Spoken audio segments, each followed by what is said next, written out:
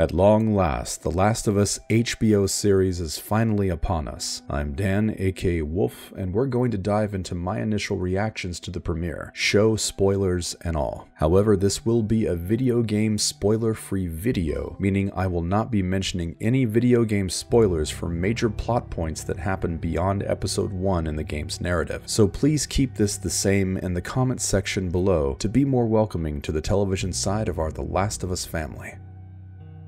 One of the most impressive and frightening things about the premiere happens in the show's opening scene. This isn't accomplished with some terrifying monster chasing someone. This isn't even accomplished by showing a small helpless creature taken over against its will. Instead, what takes place is a simple conversation, and the effects are subtle and haunting. We are welcomed into the live studio audience of a television show in 1968, some 30 years before the outbreak. In this panel discussion about global pandemics, a mycologist shares his concerns about how parasitic fungus could evolve to withstand higher host body temperatures, such as a human's, due to the effects of global warming. As he paints the picture of a terrible no-win scenario for which there would be no cure and no stopping the spread, the live studio audience is haunted and disturbed, just as our audience at home is haunted and disturbed. The beauty of the scene is that it is a complete metaphor for introducing television audiences around the world to the unique antagonist of cordyceps that veterans of the games have long since been familiar with. The old-fashioned television audience are not gamers and are completely unprepared for the horrors and the heart-wrenching narrative that awaits them like a pending doom. This is the symbolic genius that the television version of The Last of Us begins with, and I could not have been more pleased by this.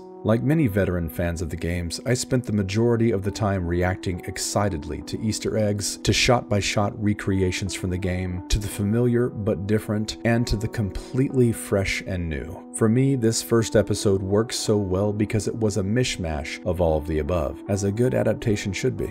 A great retelling should offer what is familiar in an old story while also adding something completely unique and its own, and The Last of Us premiere did this in spades. And for those of you wondering, my favorite Easter egg had to be Sarah giving Joel a copy of Curtis and Viper to watch on his birthday, which made the scene play far more powerfully for me as a fan than it would have if they had simply recreated this scene line by line, exactly as it was in the game. And speaking of Easter eggs, what was your favorite one from this episode? Be sure to let me know in the comments below. I really enjoyed Pedro Pascal, who came across as a natural version of Joel for me, so much that while watching I never really stopped to think that this was the actor Pedro Pascal as much as I was just immersed in his experience as Joel most of the time, and hearing him deliver some classic Joel dialogue was absolutely satisfying. Somebody else will come along. My only very minor criticism for this version of the character was in a small piece of writing and not in the performance. The choice to use this classic scene from the game to have Joel suffer a PTSD moment about losing Sarah initially struck me as somewhat dumbed down and maybe a little unnecessary compared to how video game Joel was written, but I also have to remind myself to be open to the issues Mazin and Druckmann may want to explore with this version of Joel that might differ from his video game counterpart, and this could yield some exciting and fresh moments in the episodes to come. I love that Ellie's opening shot started on her signature Converse tennis shoes.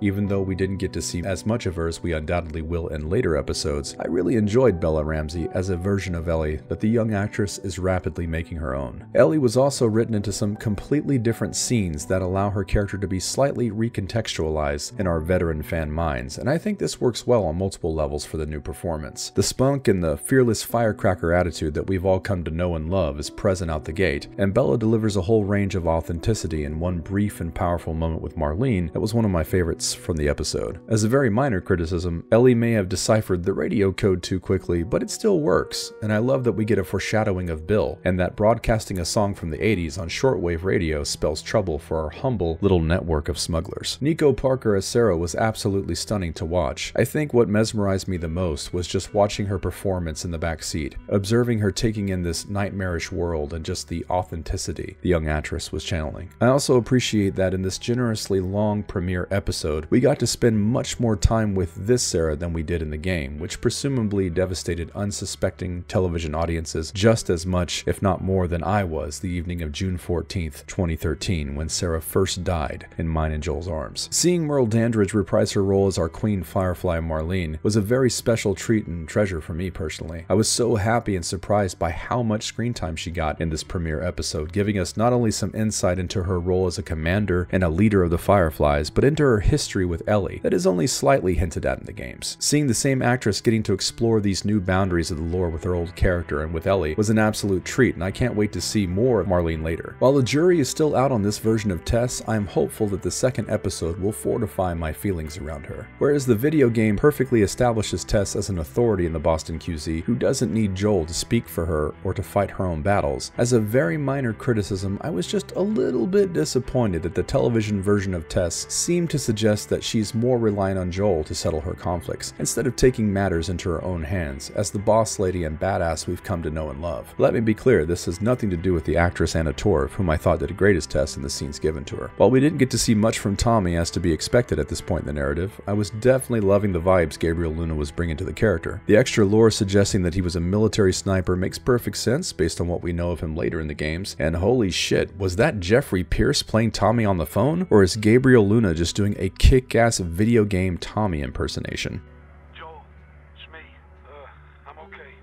That sounds like Jeffrey Pierce to me. Uncanny. I was very pleased by how the first stage infected were translated and retold in the show. I love the unique way in which they moved, almost hurling their bodies at our fleeing protagonist while also being somewhat clumsy, uncoordinated, and off balance as someone with fungus growing throughout their brain and nervous system might actually be. Having tendrils instead of spores offers a new, sobering horror to the cordyceps parasite that will be fun to explore as the story unfolds, and I can already feel myself sweating with anticipation at the thought. We did get a brief glance at a Fedra poster with some new rules about bite locations on different parts of the body that's brand new to the lore, and pretty interesting. As a quick aside, I love the counting test the Fireflies had Ellie performing to test for cognitive disruption, and I think this foreshadows some disturbing scenes to come that even we veteran fans may not be quite ready for. The environments look just as amazing and stunning in the show as those we're accustomed to getting in the game, and hearing Gustavo Santaollalla's video game themes playing note for note in the show gave me chills on multiple occasions. And the opening animation for the title sequence showing cordyceps growing across the continent was a satisfying follow-up to the chilling cold opener and completely mesmerizing to watch. A few honorable mentions: I really enjoyed this character's performance and the insight it offered into the challenges the last vestiges of civilization has to face, and I look forward to little moments like this with new characters we'll probably never see again that are expertly acted and condensed to just a few powerful moments of dialogue. I love that we got to see Joel actually smuggling pills and that he asked for the plastic bag back, showing how things we regard as trash are actually valuable in a world with virtually no manufacturing infrastructure, and how they chose to close out episode 1 with Bill ostensibly broadcasting Depeche Mode's Never Let Me Down Again as a warning on the radio seemed a perfect metaphor for us fans riding with our old friends once again. At the end of the day, I hope Mazin, Druckmann, and everyone involved in this production is proud of what they've created, as it certainly shows from the premiere's haunting start to its promising finish.